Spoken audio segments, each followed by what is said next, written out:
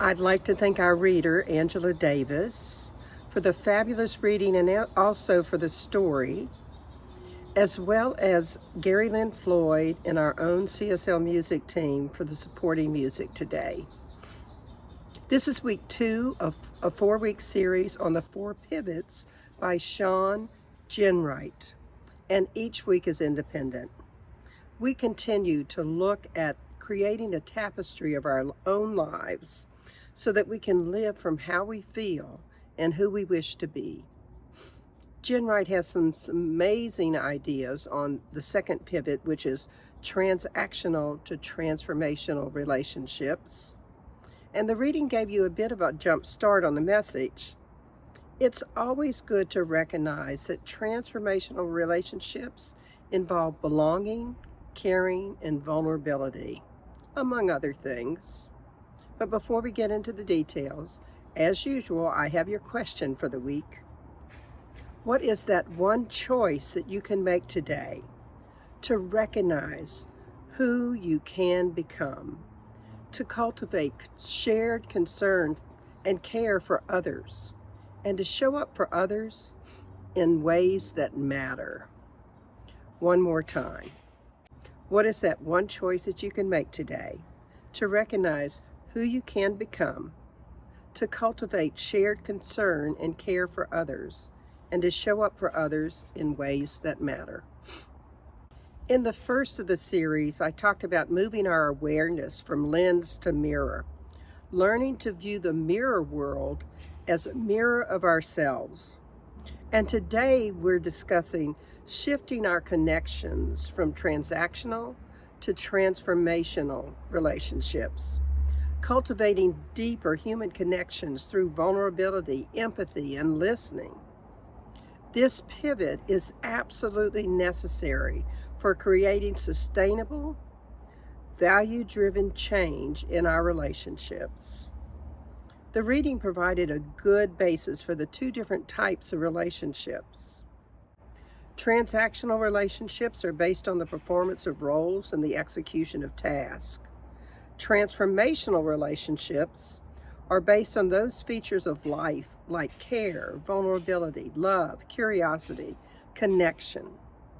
Transformative relationships are formed when we exchange pieces of our humanity with each other. We all engage in a number of transactional relationships every day. Yet, it's the transformational relationships that give us a sense of belonging, a sense of being cared about, and allow us to engage in vulnerability that shows other people they matter. Let's face it, we all long to belong. And in transactional relationships, belonging is often conditional. People engage based on what they get in return: approval, recognition, resources. The sense of belonging in a transactional relationship is superficial because it rests on whether someone is fulfilling their role or providing value to the group. When these conditions aren't met, the connection weakens or breaks. Belonging becomes something to be earned rather than an inherent right. In contrast, transformational relationships are rooted in a deep sense of unconditional belonging. People are valued not just for what they contribute, but for who they are. Belonging is based on genuine connection and a shared commitment to each other's growth and well-being. Ginwright writes, belonging is the opposite of transactional relationships. It's about creating spaces where we can bring our full, authentic selves and know that we are valued. In transformational relationships, belonging is cultivated through trust, mutual respect, and a commitment to seeing and valuing people for their whole selves, not just for what they can produce or offer us. As Ginwright puts it, belonging requires agreement among groups to form meaningful connection and purposeful membership. Belonging provides us with an identity, a sense of meaning, connection, and purpose. These types of spaces provide a container for sharing, vulnerability, and listening, which are all important ingredients for belonging. Transformational relationships inspire and motivate us to achieve our full potential while fostering personal and professional growth and creating a shared vision. They help give life meaning, and they can provide long-term impact rather than short-term results for those things we want to change. When we are aiming for deep, sustained changes in our lives, transformational relationships demand commitment, creativity, and a collective sense of purpose, not to mention higher levels of engagement, creativity, and resilience. Let's face it, it's so much easier to make a commitment to exercise and stick to it when we have a partner in that commitment, is it not? I know I can be driven by purpose in alignment with what I say my values are when I have a commitment to a bigger vision of it's not just me or it's not just for me. How about you?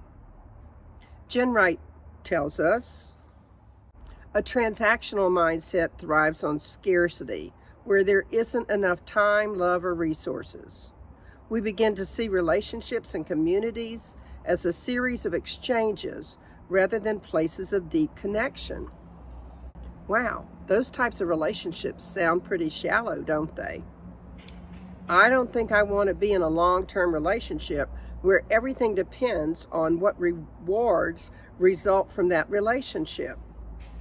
When we operate in transactional relationships, we miss out on the deeper transformative possibilities that emerge when we prioritize our relationships, our values, and shared growth over mere transactions. Transformational relationships are rooted in abundance and a commitment to collective well-being. It's about creating environments where people feel seen and valued and inspired to grow. Not because what they'll get in return, but because they're invested in a shared purpose. One powerful teaching from the Course in Miracles is the reminder, the only real purpose of this world is to heal the mind. This statement points to the essence of transformational relationships.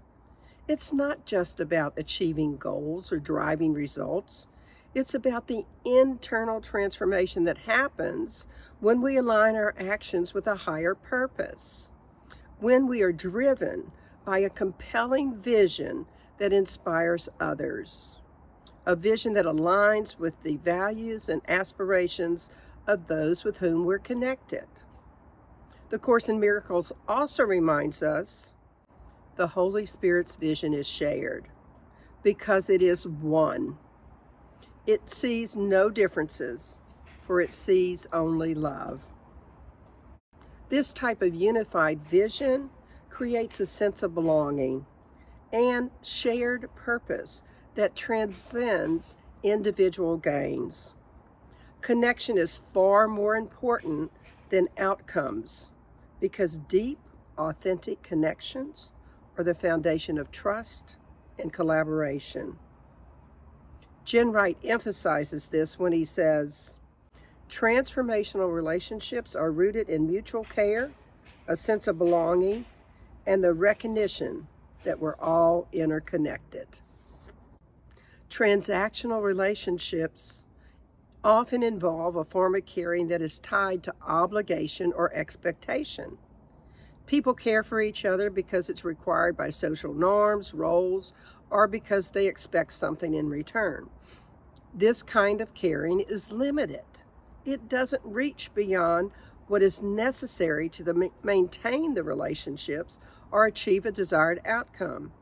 It's the type of caring that says, I'll do this for you if you do this for me.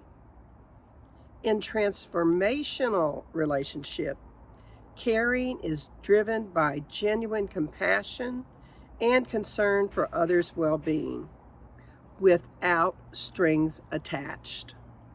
It's not about fulfilling obligations, but about wanting the best for others, even when there's no immediate benefit in return. Transformational caring is expansive, extending beyond personal interests to include the needs of the community. As Ginwright reminds us, when we move from transactional to transformational caring, we prioritize relationships and the humanity in each other. It's a shift from what can you do for me to how can I support your growth and healing. This shift creates a culture of empathy and mutual support where caring becomes an active, ongoing practice rooted in love rather than in duty. That's what I know I want. It sounds so very supportive. So how do we prioritize relationships and humanity in each other? Our philosophy emphasizes oneness, and to live it, we must be willing to shift our relationships from transactional to transformational. Doing that means embracing a model that relinquishes focus on controlling processes and outcomes and embraces relationships which empower each person involved to take ownership of their roles, to make decisions, and to contribute creatively. This empowerment is rooted in trust and a belief in people's potential to grow and to innovate, which is how God created us. People in transformational relationships align their actions with core values. They embrace integrity, consistently modeling the principles that they espouse. A Course in Miracles says, "Only a mind that is aligned with love is truly free." Only a mind that is aligned with love is truly free. Transformational relationships are grounded in this kind of alignment, where actions stem from a place of love, integrity, and a commitment to the common good. People in transformational relationships care about everyone's holistic growth and well-being, not just about what people can produce, but about overall well-being. They recognize that when people feel supported mentally, emotionally, and spiritually, they bring their best selves to the relationships. And that requires us to be willing to pivot from guardedness to vulnerability. In transactional relationships, vulnerability is to be avoided. Sharing openly might expose someone to judgment or rejection or exploitation. When people are guarded, they typically reveal only what is necessary to maintain the relationship or achieve specific outcomes. Vulnerability is seen as a risk that could disrupt the balance of exchange, so it's minimized or hidden. Transformational relationships, however, require and thrive on vulnerability. When people feel safe to open up about their fears, their struggles, their imperfections, trust deepens and relationships become more authentic. In these spaces, vulnerability is seen not as a weakness, but as a strength that fosters connection and healing. Ginwright emphasizes this when he writes, "Transformation requires us to be vulnerable with each other, to allow ourselves to be fully seen, not just in our strength, but in our struggles too. Only then can we create spaces where true healing and growth can occur." Vulnerability in transformational relationships invites others to do the same, leading to deeper understanding, compassion, and shared growth. So what shifts does this pivot from transactional to transformational relationships involve? Well, first we have to pivot from what's in it for me to how can we grow together? Start by rethinking the purpose behind your interactions. Instead of focusing on what you stand to gain, approach relationships with a mindset of mutual growth and support. Ask yourself, how can I contribute to the well-being of others while also advancing our shared goals? And the second thing we need to do is to cultivate presence and listening. Transformational leadership requires deep listening. Ginwright says, presence is the ability to listen with your whole being. When we truly listen without an agenda or the need to respond immediately, we create space for deeper connection and understanding. This presence builds trust and opens the door for more meaningful, transformative conversations. We also have to invest in the process, not just the outcome. Transformational leadership recognizes that the journey is just as important as the destination. Instead of focusing solely on results, pay attention to how people are growing, learning, and evolving along the way. Celebrate progress, even if it doesn't immediately translate into traditional metrics of success. And finally, we have to embrace uncertainty and complexity. Transactional approaches often rely on clear linear processes, but transformational work is inherently complex and unpredictable. Be willing to sit with uncertainty, trust the process, and remain open to unexpected outcomes. In quietness are all things answered, and in every problem quietly resolved. Transformation often happens in the stillness, in the pauses, and in the spaces where conventional logic falls short. So I've asked Angela Davis to tell you a little story that actually reflects the difference between transactional and transformational relationships. The Garden Project. This is the story about a small town nestled between rolling hills and a nice flowing river. There was a community there known as the heart of the town. For years, this center had been a place where residents gathered to share resources, attend events, and support each other. The town was really proud of this place, yet over time, the center had fallen into a transactional routine. People came, they checked the boxes, they got what they needed, and left. Relationships were cordial, but only at that surface level, driven by their needs rather than their deeper connections. So the director of the center, Sarah, began to notice that while things were running smoothly, something was missing.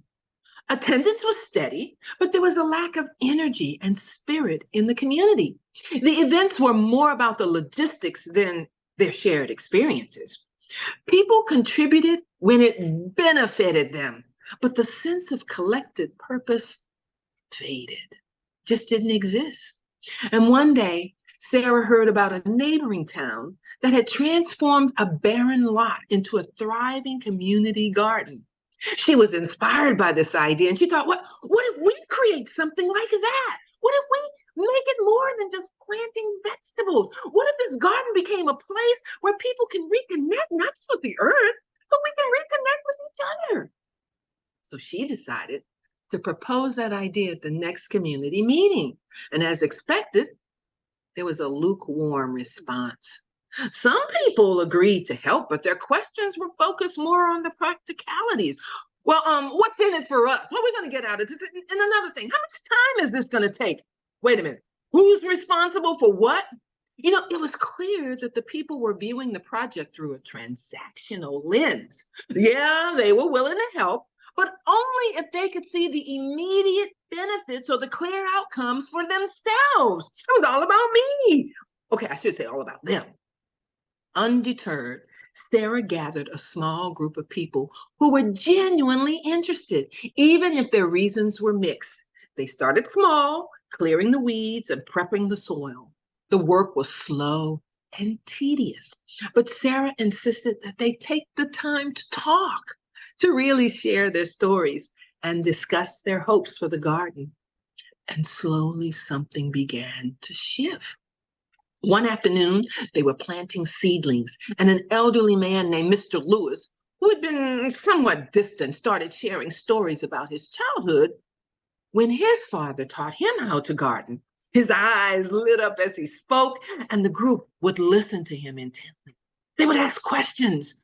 They were actually learning from his wisdom. And for the first time in years, Mr. Lewis felt seen, not just as a participant, but as a valued member of the community with something meaningful to share. It felt good to him.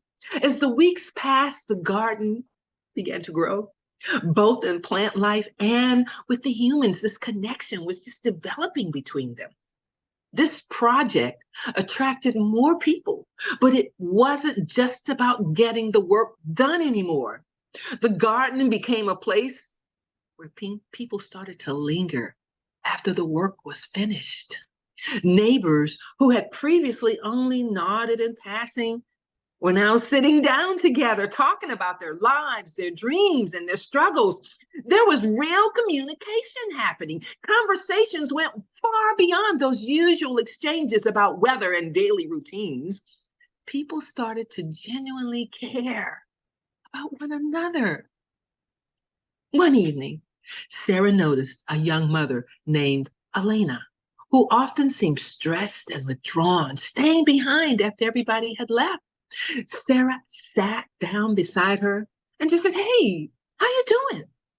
At first, Elena hesitated, but then, as if a dam had broken inside, she started talking about how isolated she felt as a single mom, and she didn't have anybody to turn to for support. In that moment, Sarah realized that Elena had been participating in the garden out of obligation. She was doing her part to check off the list, but she hadn't found that deeper connection she truly needed. So Sarah listened without judgment, offering empathy and understanding. And she then asked the next group meeting if they could create a schedule to help Elena with her childcare. And instead of seeing it as an obligation, the group all embraced the opportunity to help her, to support her. This act of kindness deepened their bonds, making the community feel more like a family than a collection of individuals. By the end of the growing season, the garden had become more than a plot of vegetables. It was more like a sanctuary where relationships became transformed.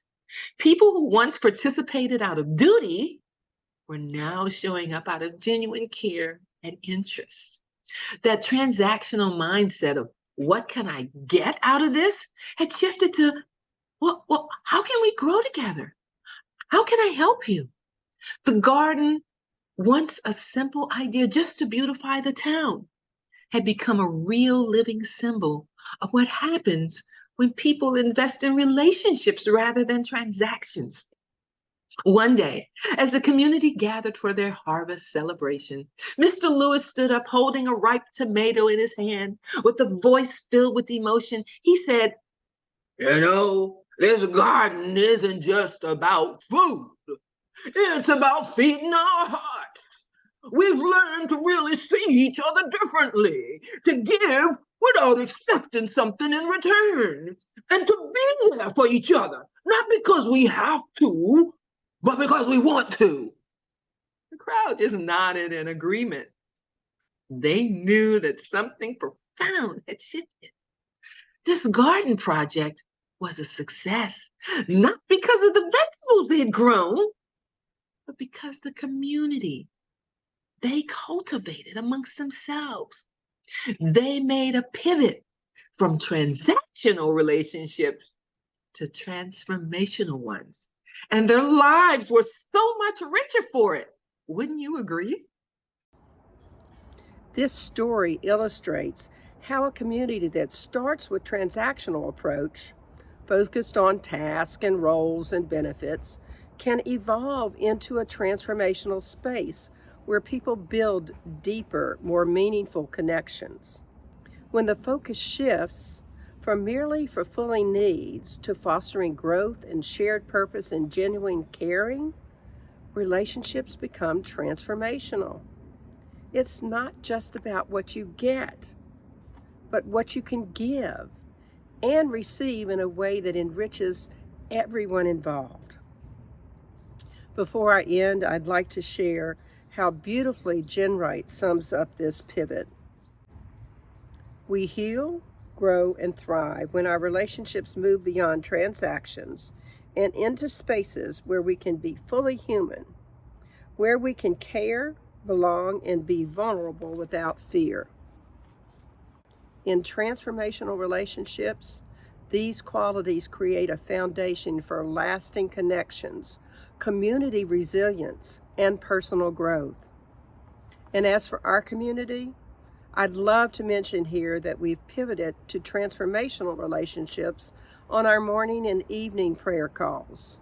And there's a sense of belonging, caring, and vulnerability that warms my heart. I hope more of you will decide to join us for those calls.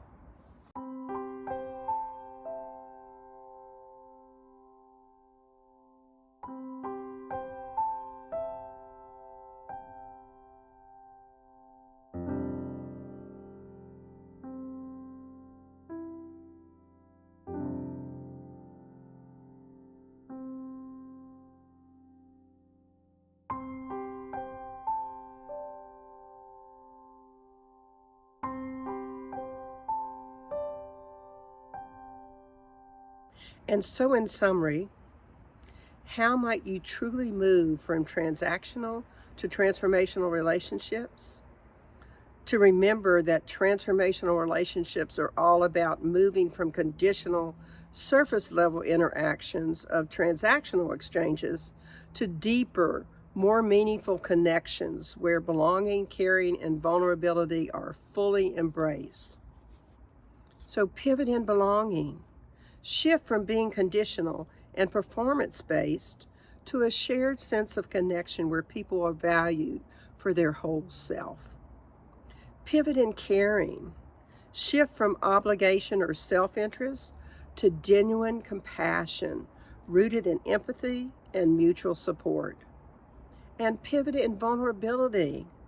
Shift from guardedness and self-protection to openness and authenticity that strengthen trust and connection. So here's your affirmation for the week.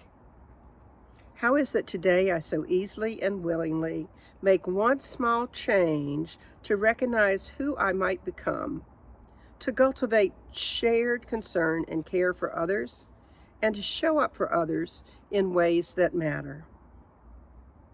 And challenge yourself this week to reflect on where you might still be operating transactionally, and consider how you can pivot toward a more transformational approach in which you can trust, have shared vision, and love.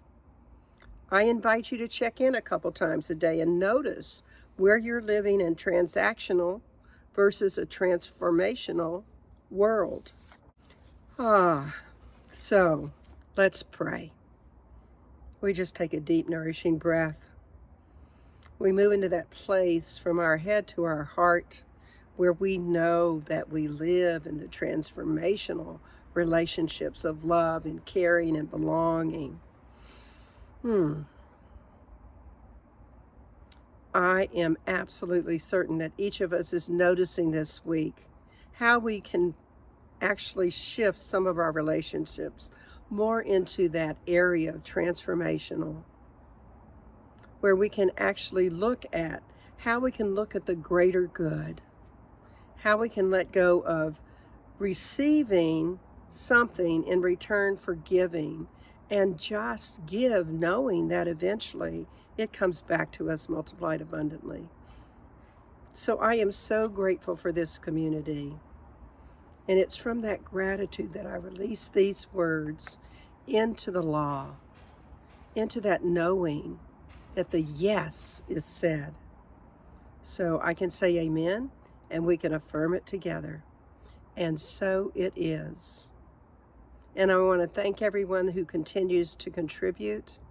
I am so grateful for the opportunity that we have to continue in this transformational community and care about each other. Enjoy our offertory song.